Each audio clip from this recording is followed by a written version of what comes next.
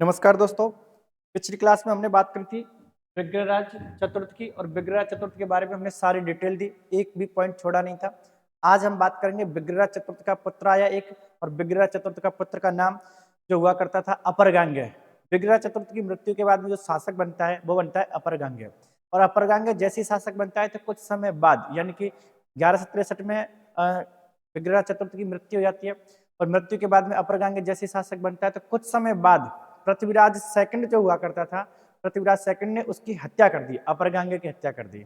इसके बाद में जो बात करते हैं शासक बनता है वो कौन बनता है, शासक बन जाता है पृथ्वीराज सेकंड, और पृथ्वीराज सेकंड कुछ समय तक शासक रहता है, यानी कि 1164 से लेकर के 1169 तक शासक रहता है ना।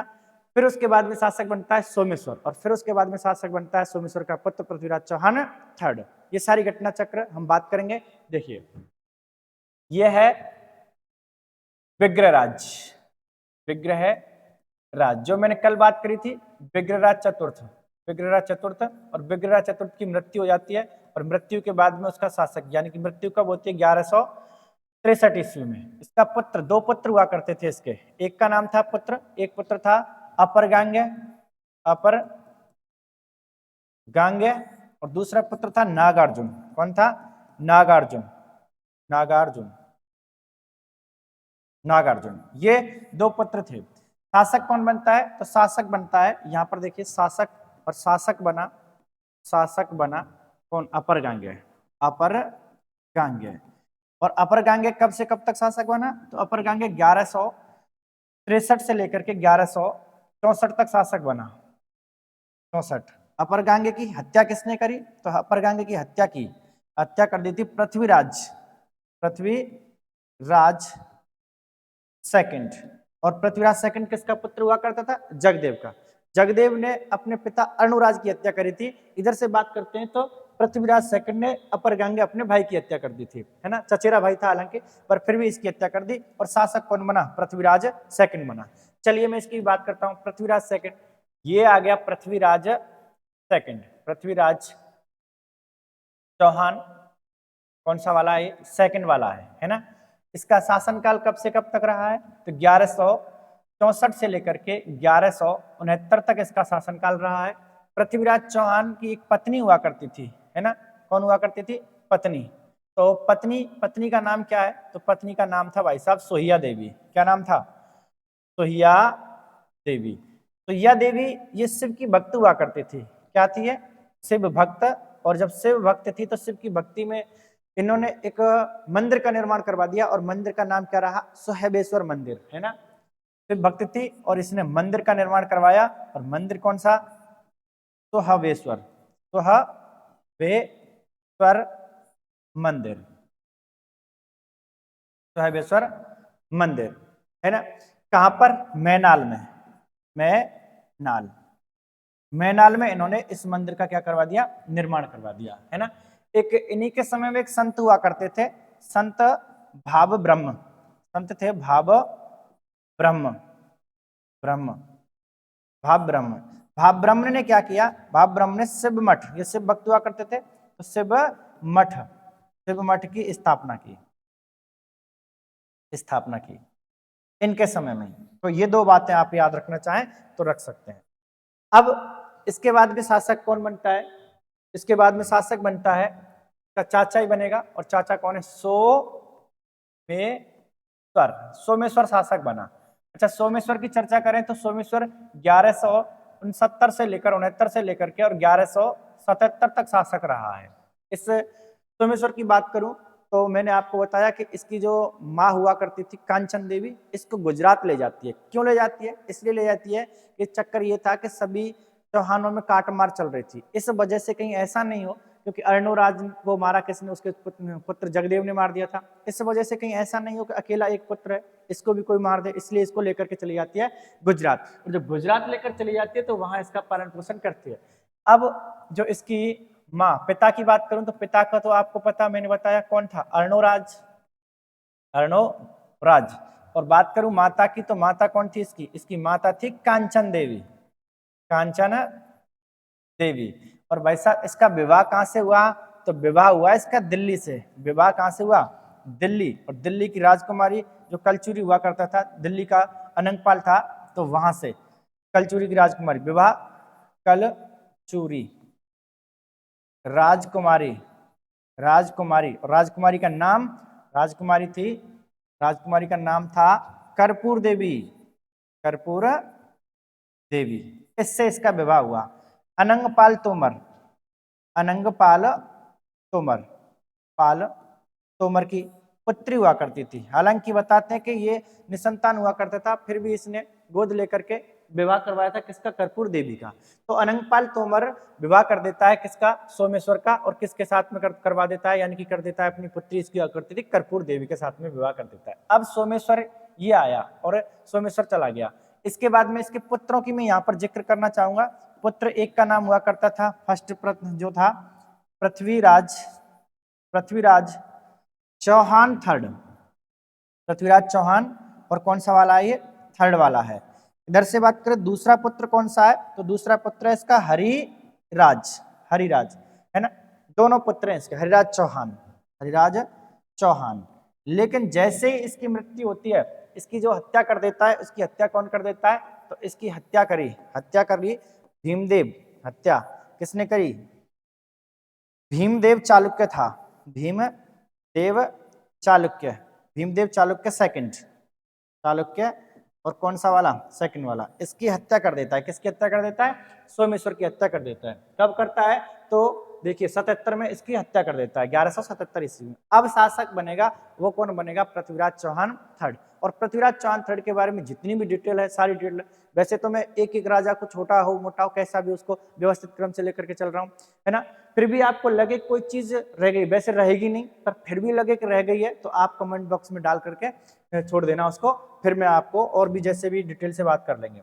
इसके बाद में बात करते हैं कौन आया, ये आया पृथ्वीराज चौहान, और पृथ्वीराज चौहान कौन सा वाला, third, Prithviraj Chauhan, Chauhan third, Prithviraj Chauhan third. समय क्या रहा है, तो 1177 से और 1192, 1177 से लेकर के 1192 तक इनका समय रहा है।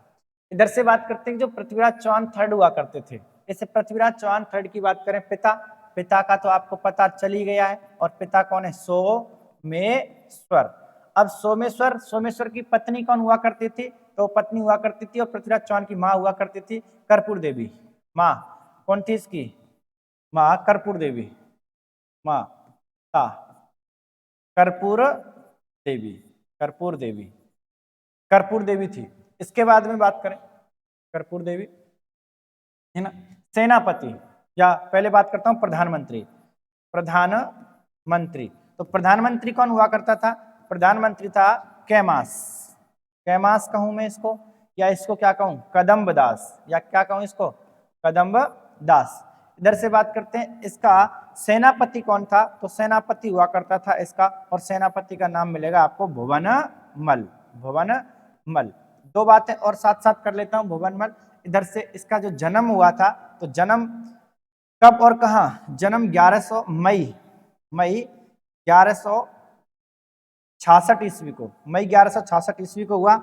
और जन्म स्थान पूछ लेता है कि जन्म स्थान कौन सा है, तो अन्हिल पाटन गुजरात, अन्हिल पाटन, और ये कहां पड़ता है, अन्हिल पाटन गुजरात, गुजरात, गुजरात, यहां पर इसका क्या हुआ, जन्म हुआ, अनिल पाटन गुजरात। अब राज्याभिषेक की बात करें, तो राज्याभिषेक इसका अल्पायु में हुआ, राज्याभिषेक कैसे हुआ, अल्पायु में हुआ, अल्पायु यानी कि 11 वर्ष की उम्र हुआ करती थी इसकी, उस टाइम पर इनका क्या हुआ था, राज्याभिषेक हुआ था। अल्पायु 11 वर्ष, 11 वर्ष, यानी कि 1177 ईस्वी में, सन याद रखो तो रख लेना इस प्रकार से।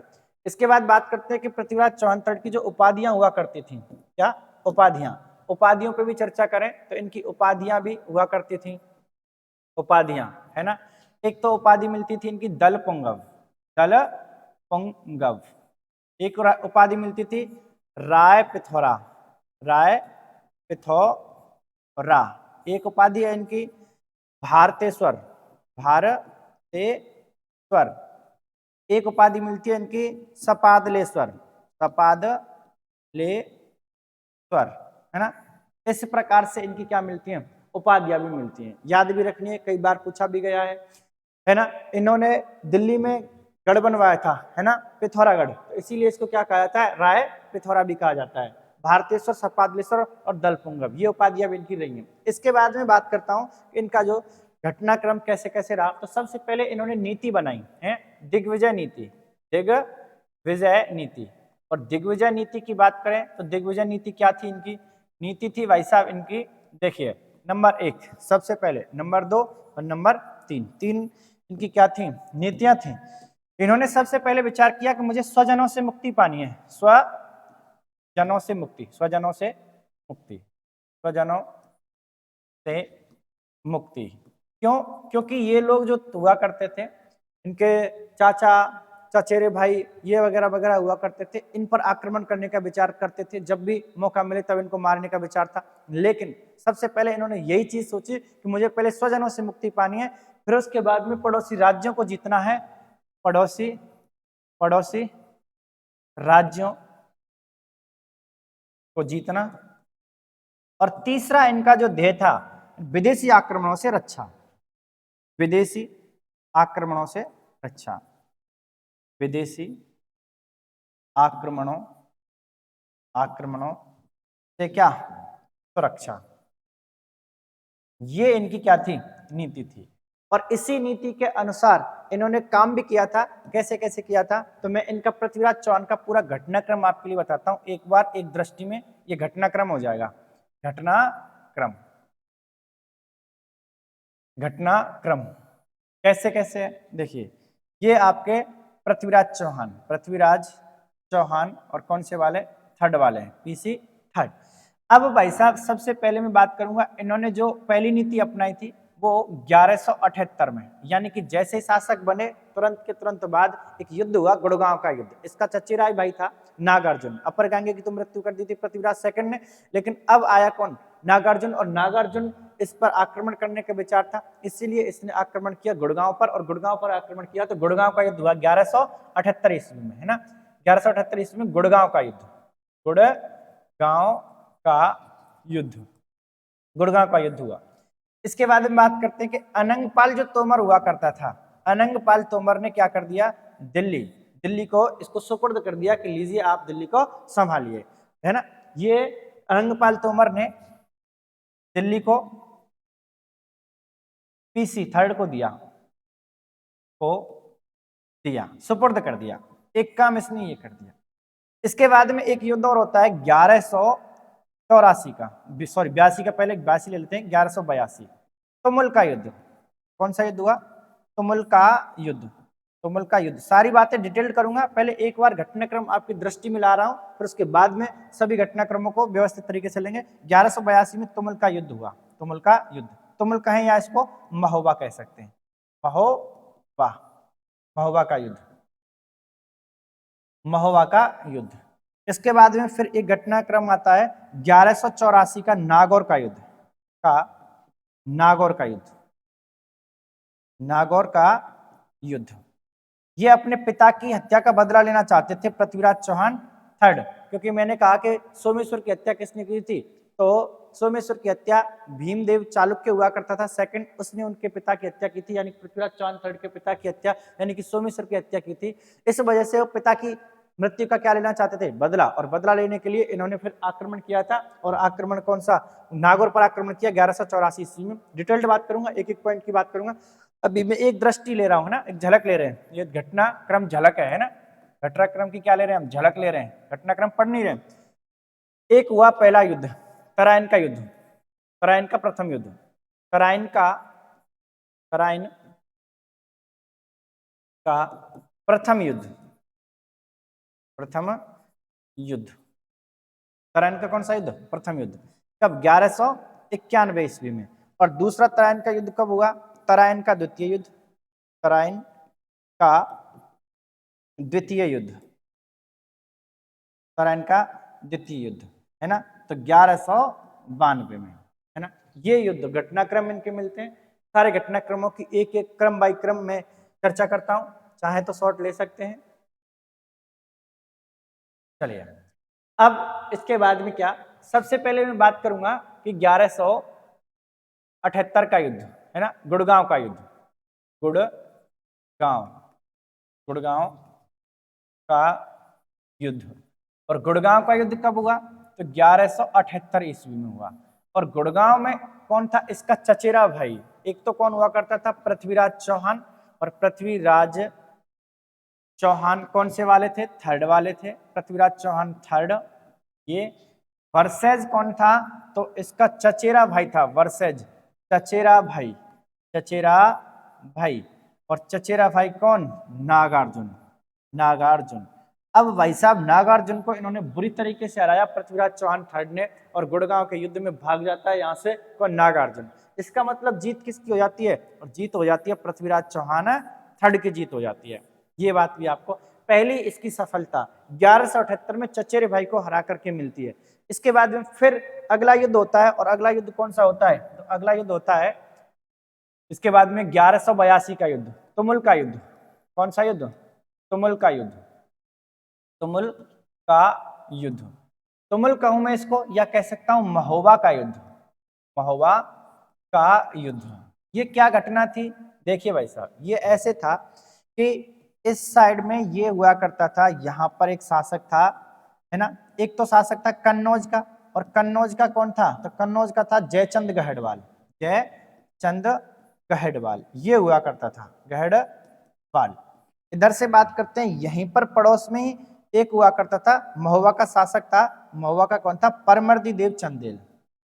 महोबा जगह पड़ती है कौन सी, महोबा, है ना, तो महोबा था परमर्दी देव चंदेल, परमर्दी देव चंदेल, ये हुआ करता था। अब परमर्दी देव चंदेल के दो सेनापति थे, एक का नाम था आल्हा सेनापति, एक का नाम था पति आल्हा, और एक का नाम था उदल। ये दोनों नाराज होकर के परमर्दी देव चंदेल से चले जाते हैं, किसके पास में, ये चले गए जयचंद गहडवाल के पास में। लेकिन परमर्दी देव चंदेल ने क्या किया कि एक सेना से लड़कर के आ रहे थे पृथ्वीराज चौहान थर्ड के सैनिक, तो उनको रास्ते में जैसे ये महोबा पहुंचे, तो महोबा में परमर्दी देव चंदेल के सैनिकों ने उनकी हत्या कर दी। इस बात की खबर देता है पंजन राय, और जाकर के पंजन राय खबर देता है किसको, पृथ्वीराज चौहान थर्ड को। जैसे खबर मिलती है तो पृथ्वीराज चौहान थर्ड सेना लेकर के आता है, और सेना जैसे लेकर के आया तो उसने महोबा को घेर लिया। अब जैसे महोबा को उसने घेरा, तो परमर्दी देव चंदेल ने समय मांगा कि मुझे समय दे दीजिए 2-4 दिन का, मैं आप पर कोई आक्रमण नहीं कर रहा, मैं आपसे संधि वार्ता करना चाहता हूं, बातें करना चाहता हूं। पृथ्वीराज चौहान थर्ड ने उसके लिए समय दे दिया, और समय दिया तो परमर्दी देव चंदेल ने जयचंद गढ़वाल के पास में एक संदेश भिजवाया कि मेरे जो आपके पास में 2 योद्धा हैं, जो वीर हैं, उन 2 योद्धा और वीरों को मेरे पास भेज दीजिए। जयचंद गढ़वाल कहता है आला और उदल से कि आप जा सकते हैं, आप यदि इच्छा हो तो। इन्होंने कहा पहले तो मना कर देते हैं, लेकिन फिर इनको एक याद आती है कि चाहे कैसे भी हो अपनी मातृभूमि की रक्षा तो हम करेंगे। हम जयचंद गढ़वाल से इजाजत मांग करके आला और उदल दोनों चले जाते हैं परमर्दी देव चंदेल के पास में, और भयंकर तरीके से युद्ध होता है। वही युद्ध होता है कौन सा, तुमुल का युद्ध। और कहा जाता है कि युद्ध अंधेरे में हुआ था, इस वजह से उसको तुमुल कहा जाता है, और तुमुल का युद्ध कहा जाता है। और महोबा नामक स्थान पर हुआ था, इसलिए इसको महोबा का युद्ध भी कहा जाता है। भयंकर था, खतरनाक, बड़ा भयंकर युद्ध हुआ, इसलिए इसको तुमुल कहा जाता है ना, अंधेरे में हुआ था। इधर से बात करते हैं तो एक साइड में तो कौन थे, पृथ्वीराज, और पृथ्वीराज चौहान कौन से थे, थर्ड, पृथ्वीराज चौहान और पृथ्वीराज चौहान थर्ड, पृथ्वीराज चौहान थर्ड। इधर से बात करते हैं तो परमर्दी देव चंदेल कौन था, परमर्दी देव चंदेल था। चलो कोई बात नहीं, तो ये कौन था। इधर बात करते हैं तुमुल का युद्ध, तुमुल का युद्ध या महोबा का युद्ध, या महोबा, है ना। इधर से था पृथ्वीराज चौहान कौन सा वाला, थर्ड वाला, चौहान थर्ड। इधर से था परमर्दी देव चंदेल, परमर्दी देव चंदेल।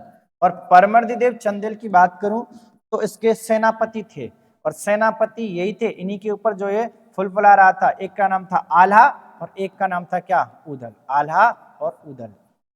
आला और उदल दोनों थे।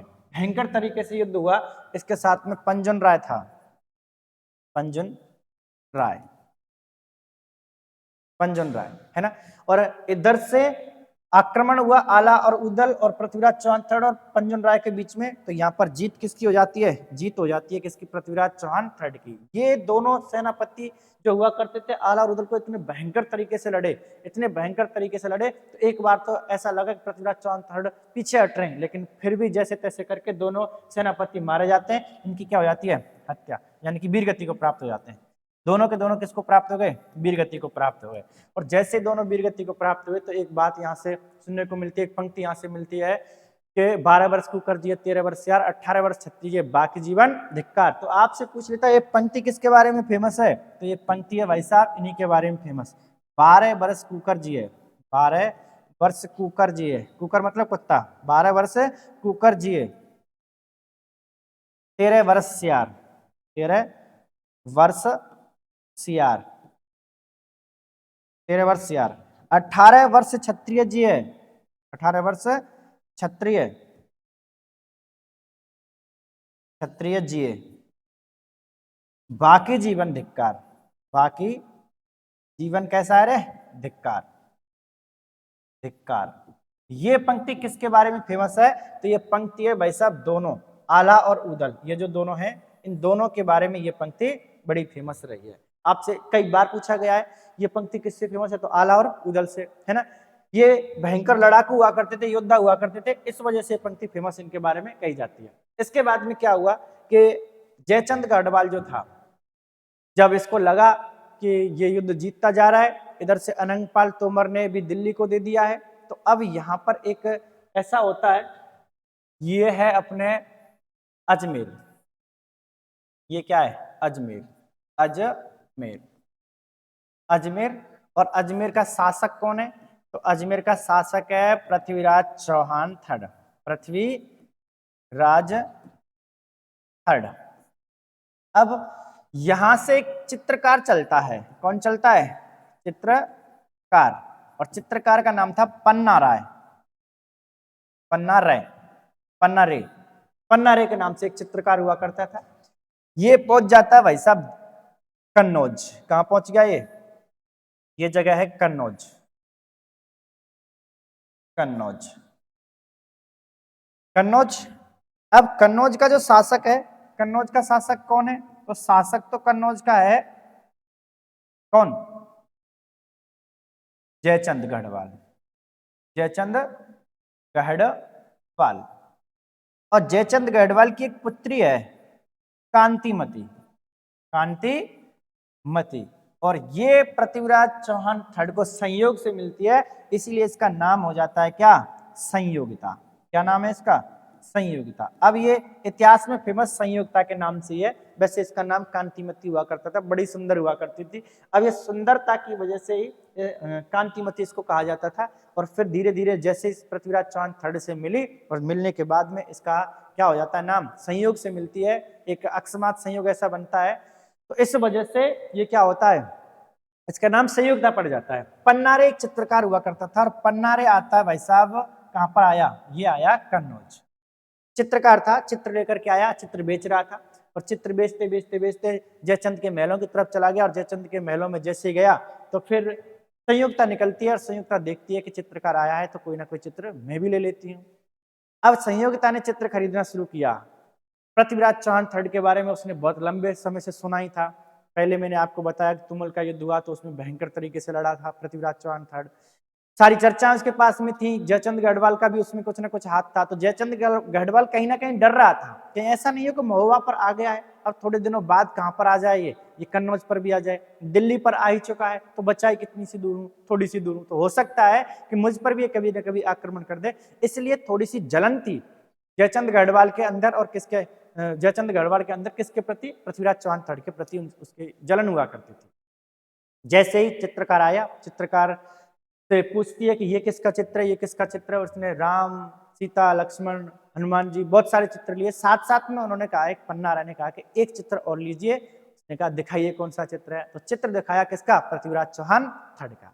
देखते ही फर्स्ट एक बार में फर्स्ट बार में उनको क्या हो जाता है, प्रेम हो जाता है। किसको? संयुक्ता को। किससे प्रेम हो गया?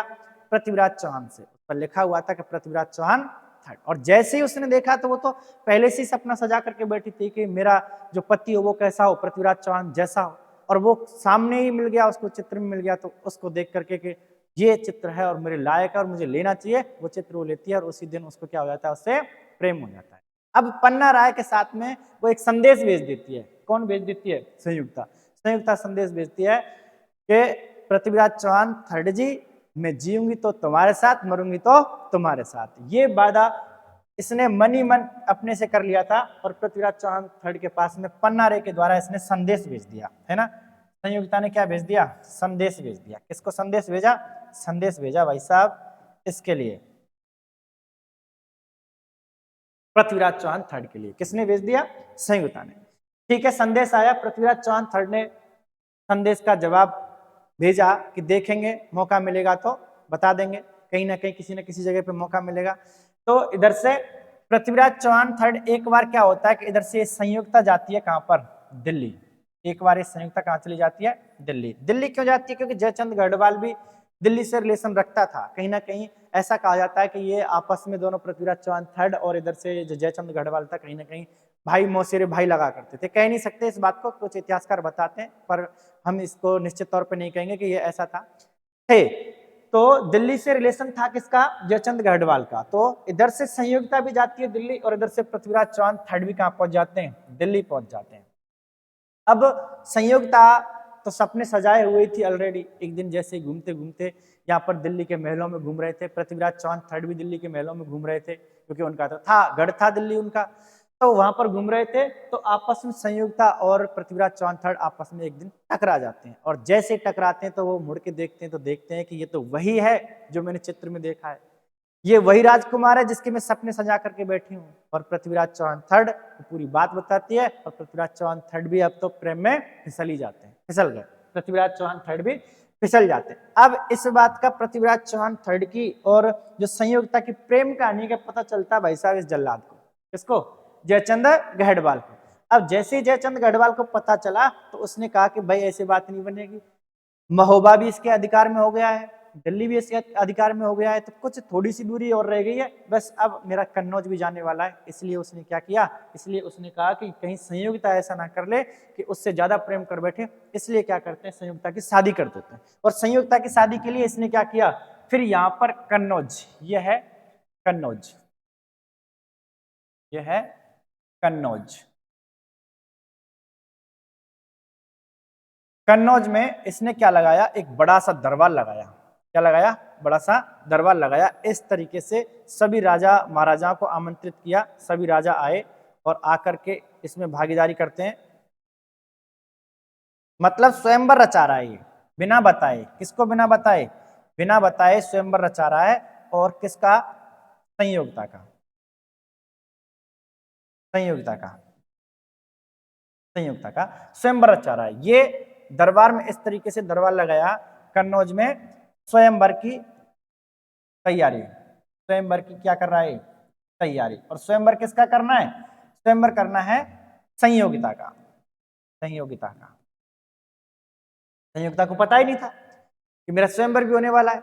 अचानक पता चला 2-3 दिन पहले। तो जैसे ही 2-3 दिन पहले उसको पता चला तो तुरंत उसने पृथ्वीराज चौहान थर्ड के लिए क्या भेजा? संदेश भेजा कि पृथ्वीराज चौहान थर्ड जी आना है तो आ जाइए, वरना आपकी संयुक्ता किसी और की हो जाएगी।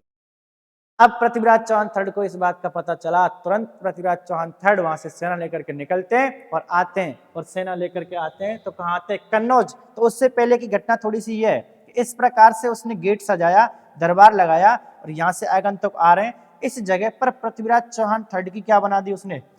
प्रतिमा बना दी। भाला लिए खड़ा है पृथ्वीराज चौहान थर्ड यहाँ पर, इस तरीके से उसने ऐसी क्या बना दी? प्रतिमा बना दी पृथ्वीराज चौहान थर्ड की। यानी कि पृथ्वीराज चौहान थर्ड की बेइज्जती की उसने। न्योता तो बहुत दूर की बात, उसकी जो तस्वीर हुआ करती थी, जो प्रतिमा हुआ करती थी, वो कहां पर लगा दी? गेट कीपर बना दिया उसको। मतलब इज्जत की धज्जियां उड़ा दी। किसने उड़ा दी? कन्नौज। और कन्नौज का शासक कौन था? जयचंद गढ़वाल। जयचंद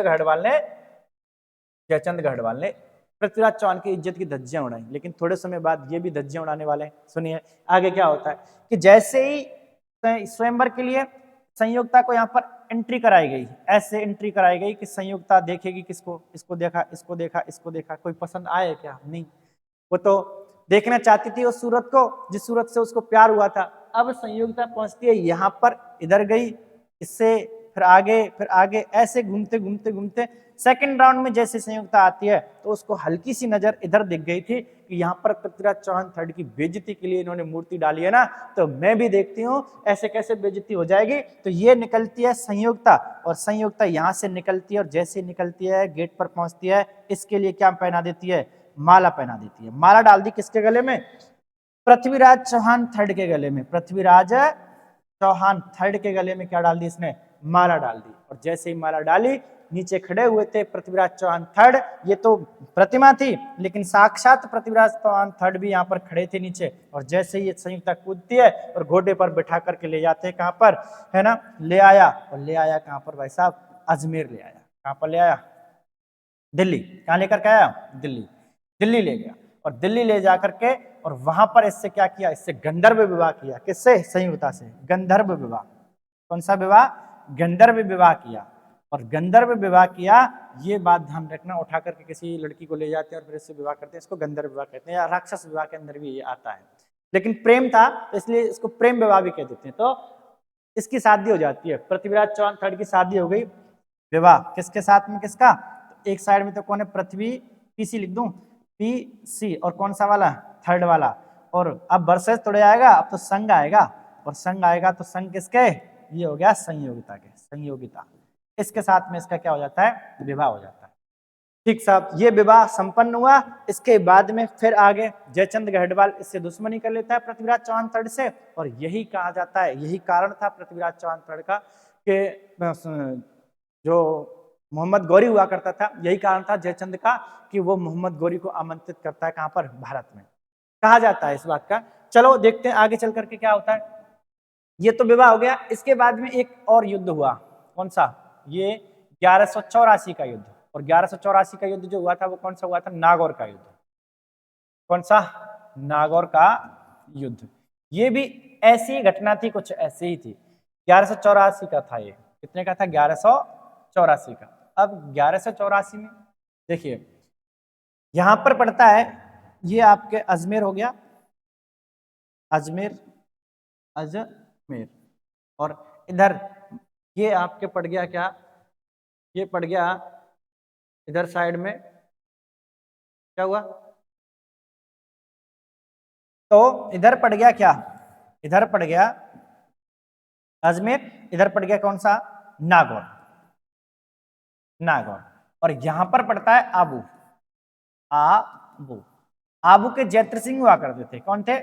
जैत्र सिंह। और जैत्र सिंह की पुत्री हुआ करती थी, और पुत्री का नाम क्या था? तो पुत्री का नाम था भाई साहब, पुत्री का नाम था इच्छिनी। क्या नाम था? इच्छिनी। नाम भले इच्छिनी था। ये नागौर पड़ता है। इधर इस साइड में जाएं तो यहाँ पर गुजरात, और गुजरात का जो शासक हुआ करता था, गुजरात का शासक था, ये नागौर को हटा दो, इस जगह पे गुजरात है। तो इसका शासक हुआ करता था भीमदेव। भीमदेव। और भीमदेव चालुक्य। भीमदेव कौन था? चालुक्य। भीमदेव चालुक्य हुआ करता था। तो इच्छिनी की इच्छा के विरुद्ध सगाई कर दी थी भीमदेव चालुक्य से, सेकंड से इसने। जैसे इसने क्या कर दी? सगाई की। तो इसको ये पसंद नहीं थी, भीमदेव से शादी नहीं करना चाहती थी। इधर से अजमेर का कौन था? पीसी थर्ड, यानी कि पृथ्वीराज चौहान थर्ड। पृथ्वीराज चौहान थर्ड भीमदेव चालुक्य से सेकंड से बदला भी लेना चाहता था, क्योंकि इसने इसके पिता की हत्या की थी। इस वजह से क्या इसने सगाई का प्रस्ताव जो था ये कैंसिल करना चाहती थी। तो यहां से एक संदेश आया किसके पास में? पृथ्वीराज चौहान थर्ड के पास में, कि पृथ्वीराज चौहान थर्ड जी, मैं भी आपसे शादी करना चाहती हूँ, तो मुझसे भी आप विवाह किए, जिस प्रकार से आपने संयुक्ता से विवाह किया था, तो मुझसे भी कीजिए। तो इसने विवाह कर लिया किससे? ये इच्छिनी को उठा करके ले आया पृथ्वीराज चौहान थर्ड। इसलिए भीमदेव चालुक्य जो था वो इससे नाराज हो जाता है। किससे नाराज हो जाता है? नाराज हो जाता है पृथ्वीराज चौहान थर्ड से। चलिए, ये घटनाक्रम थोड़ा सा याद रखने का था। इच्छिनी की शादी अब किसके साथ में होगी? वो पृथ्वीराज चौहान थर्ड के साथ में हो जाएगी। ठीक, तो यहां पर ये युद्ध किस किस के बीच में हुआ? तो युद्ध हुआ भीमदेव, पृथ्वीराज चौहान, पृथ्वीराज चौहान कौन से वाले? थर्ड वाले। पृथ्वीराज चौहान थर्ड वर्सेज किसके बीच में हुआ? तो ये युद्ध हुआ था, एक था भीमदेव सेकंड, सोलंकी या चालुक्य, इसके बीच में। जीत कौन जाता है? तो जीत गए भाई साहब पृथ्वीराज चौहान थर्ड। और विवाह किससे कर लिया? विवाह किया इच्छिनी से। विवाह किया किससे? इच्छिनी से। इच्छिनी, आबू की राजकुमारी इच्छिनी से विवाह किया। संग लिख दो, संग कौन हो गए? Prithviraj Chauhan third, Prithviraj third. ये इसका इन दोनों का आपस में क्या हो गया? विवाह हो गया। अब ये 1184 की बात थी। इसके बाद में फिर इसके बाद में क्या हुआ? इसके बाद में एक घटनाक्रम मिलेगा आपको 1191 ईस्वी का तराइन का प्रथम युद्ध। तराइन का कौन सा युद्ध? तराइन का प्रथम युद्ध। प्रथम युद्ध। तो तराइन का प्रथम युद्ध 1191 ईस्वी में हुआ। कब हुआ? 1191 ईस्वी में। मैंने कहा था आपसे कि जयचंद गढ़वाल ने आमंत्रित किया किसको? मोहम्मद गौरी को, है ना, गजनी के मोहम्मद गौरी को आमंत्रित किया। तो एक साइड में तो थे पृथ्वीराज चौहान थर्ड, और इसके विरोध में खड़ा था कौन? मोहम्मद गौरी। और मोहम्मद गौरी जो था वो गजनी से हुआ करता था। कहां से? गजनी। इधर बात करते हैं। तो इसका साथ किसने दिया? तो सहयोग या साथ में आया कौन? तो गोविंद राय दिल्ली, ये यहां से था, दिल्ली से। अच्छा, तो इस पर मोहम्मद गौरी पर गोविंद राय ने आक्रमण किया, और जैसे आक्रमण किया तो भाला लगता है किसके? मोहम्मद गौरी के। मोहम्मद गौरी क्या हो जाता है? घायल। और जैसे मोहम्मद गौरी घायल हुआ तो इसकी तलवार से इसके दांत लग जाते हैं। तो गोविंद राय के इस युद्ध में, प्रथम युद्ध में, 2 दांत टूट जाते हैं। 2 क्या टूट गए? दांत टूट गए। और यहां से जैसे ही घायल हो जाता है तो इसकी सेना हो जाती है, बिखर जाती है, और सेना भाग जाती है। और सेना भागने के कारण ये भी यहां से निकलने का प्रयास करता है, और ये भी भाग जाता है। एटलीस्ट जीत किसकी हो जाती है प्रथम युद्ध में? और जीत हो जाती है प्रथम युद्ध में, जीत हो गई पृथ्वीराज चौहान थर्ड की। और ये युद्ध कहां पर हुआ था? तो तराइन का युद्ध था करनाल, हरियाणा। करनाल, और करनाल कहां पड़ता है? हरियाणा। करनाल हरियाणा में युद्ध हुआ था। कौन सा? तराइन का प्रथम युद्ध। इसके बाद में फिर तराइन के प्रथम युद्ध के बाद में कौन सी घटना आती है? तो तराइन का द्वितीय युद्ध। कौन सा युद्ध? तराइन का द्वितीय युद्ध। तराइन का द्वितीय युद्ध। तराइन का द्वितीय युद्ध 1192 ईस्वी में। तराइन का कौन सा युद्ध हो गया? तराइन का द्वितीय युद्ध 1192 ईस्वी में। इधर से बात करते हैं तो ये क्या क्या घटना रही? ये किस किस के बीच में हो रहा है? तो पृथ्वीराज चौहान थर्ड, और फिर से आ गया दिल्ली का कौन? गोविंद राय। दिल्ली का आ गया गोविंद राय। और गोविंद राय ने फिर से साथ दिया कि अब की बार दांत टूट गए थे मेरे, अब की बार घायल किया था, भाले का प्रहार हल्का रह गया, लेकिन अब की बार मैं इसको सलटा के छोड़ूंगा। तो इस उद्देश्य से आया था ये। और इधर कौन है? मोहम्मद गौरी ये आ गया। मोहम्मद गौरी जैसे ही इस युद्ध में जाता है तो उससे पहले क्या करता है? ये थोड़ा सा विचार करता है, और ये चाहता है कि पृथ्वीराज चौहान थर्ड के पास में मैं पहले दूत भेज के देखता हूं। तो इसने दूत भेजे, है ना, प्रथम दूत, है ना, संधि के लिए, अधीनता स्वीकार करने के लिए। तराइन के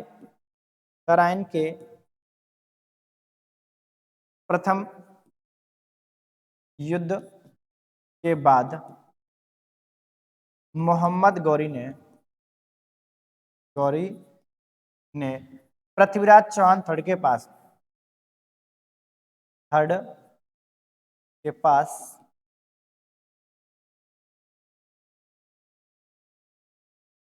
केवाम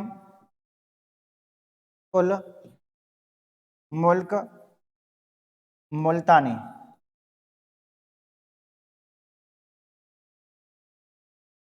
अधीनता स्वीकार करवाने के लिए भेजा।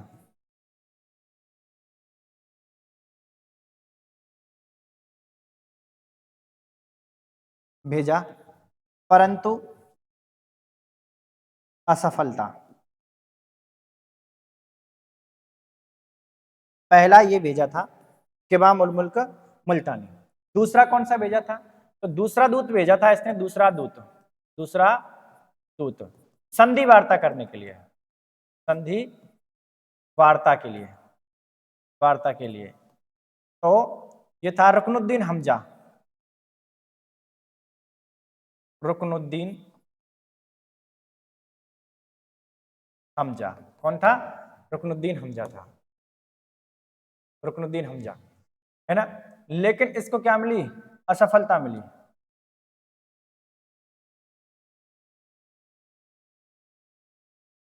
हमजा, असफल, असफल। पृथ्वीराज चौहान थर्ड ने कह दिया कि नहीं, मुझे तो संधि करनी ही नहीं है, और मैं तुम्हारी संधि करूंगा तो मैं कई बार हरा चुका हूं। इस वजह से वो संधि वार्ता नहीं करते हैं और ये लौट जाता है। फिर कुछ समय के लिए इस युद्ध के लिए ठहरता है वो। मोहम्मद गोरी डायरेक्ट अटैक नहीं कर पाता है, इधर से पृथ्वीराज चौहान थर्ड भी अटैक नहीं कर पाते हैं, क्योंकि वो संधि वार्ता पर बात चल रही थी। तो धीरे धीरे समय गुजरता गया। मोहम्मद गोरी ने अपनी सेना लगा के रखी। इधर से पृथ्वीराज चौहान थर्ड जो हुआ करते थे वो इधर पड़ोसी युद्धों में बिजी हो जाते हैं। इस वजह से वहां पर सेना उन्होंने कम लगा के रखी। लेकिन फिर एक अंधेरी रात में, जैसे ही अंधेरी रात आई, सुबह होने को थी, लगभग 3 से 4 बजे की बात थी, तो उन्होंने, लोगों ने क्या किया, मसालें जलाई। और ऐसा लगा मोहम्मद गोरी की सेना जा रही है यहाँ से, जाते जाते मसालों को जलाते गए, आगे तक जाते हैं और एकदम सुबह के टाइम पर अटैक किया, मॉर्निंग अटैक। किस पर किया? पृथ्वीराज चौहान थर्ड पर। ये पृथ्वीराज चौहान थर्ड की सेना अस्त व्यस्त थी, उसको पता ही नहीं था, एकदम से वो अपनी दैनिक कार्यों में बिजी थी। तो इस वजह से मोहम्मद गोरी इस युद्ध को क्या करता है? जीत जाता है। कौन जीत जाता है? ये जीत जाता है मोहम्मद गोरी। इसकी सेना थी, सेना ने सुबह के समय अटैक किया, सुबह के समय अटैक किया, आक्रमण किया। और जैसे ही आक्रमण किया तो कहा जाता है कि यहाँ से गोविंद राय जो हुआ करता था, गोविंद राय शहीद हो जाता है और पृथ्वीराज चौहान थर्ड को यहाँ से भाग जाते हैं, निकलते हैं और निकल करके प्रयास करते हैं, सिरसा पहुंच जाते हैं। कहाँ पहुंच जाते हैं? सिरसा पहुंच गए। और जैसे ही सिरसा पहुंचते हैं तो कुछ इतिहासकार तो कह देते हैं कि मोहम्मद गोरी ने हत्या कहाँ पर कर दी थी? सिरसा में कर दी थी। लेकिन बात करते हैं चंद्रबरदाई के अनुसार, तो चंद्रबरदाई के अनुसार कुछ और ही है। चंद्रबरदाई क्या कहते हैं? चंद्रबरदाई कहते हैं, चंद्रबरदाई के अनुसार, चंद्रबरदाई के अनुसार, चंद्रबरदाई के अनुसार, या जो इसका एक इन्होंने लिखा है पृथ्वीराज रासो, ग्रंथ है इनका पृथ्वीराज रासो। ये ग्रंथ जो है, इस ग्रंथ के अकॉर्डिंग बात करें तो, चंद्रबरदाई कहते हैं, चंद्रबरदाई के अनुसार कहते हैं कि पृथ्वीराज थर्ड को मोहम्मद गौरी ने कैद कर लिया और कहाँ ले गए? तो गजनी ले गए।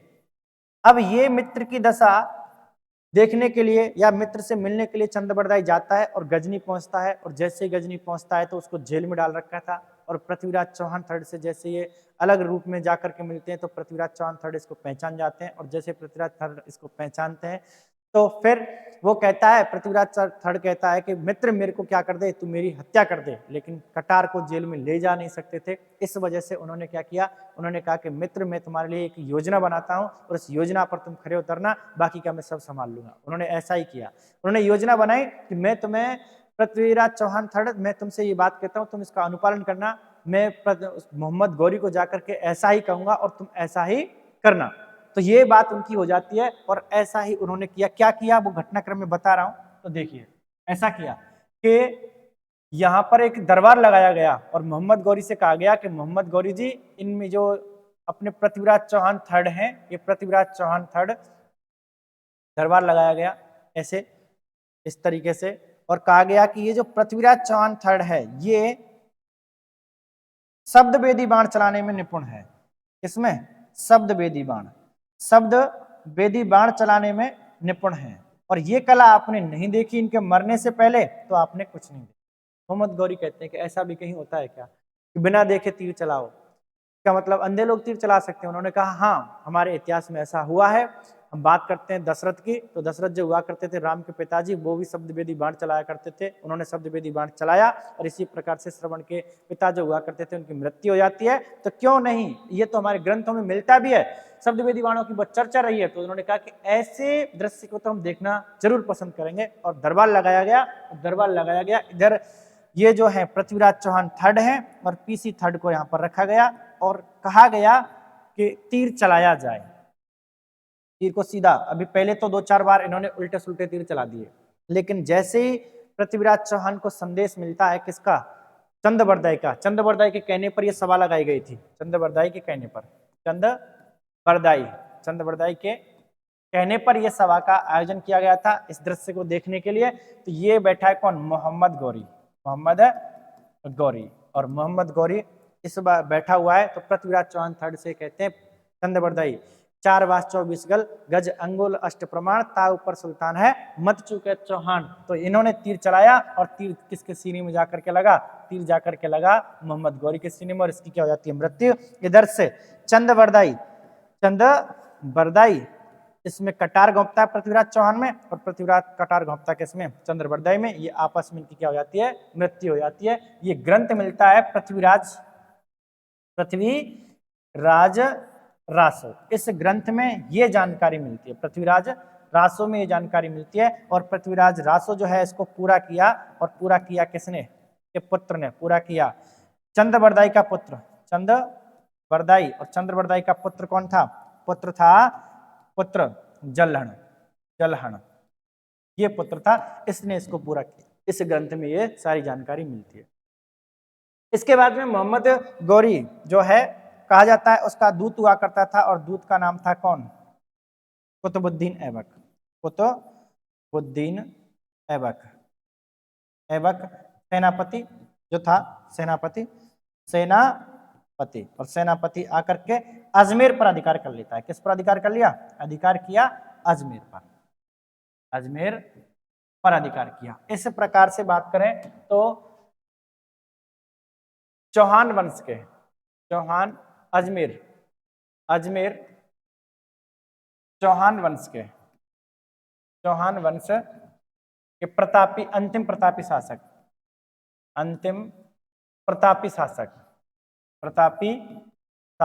तो कौन रहे, अंतिम प्रतापी शासक रहे पृथ्वीराज चौहान थर्ड। ये रहे, याद रख लेना, है ना। ये घटनाक्रम मैंने पृथ्वीराज चौहान थर्ड के बारे में कहा, अजमेर के इतिहास के बारे में बात की, अजमेर का चौहान वंश के बारे में बात करी। यदि ये क्लास आपको अच्छी लगे तो शेयर कमेंट जरूर करना। धन्यवाद।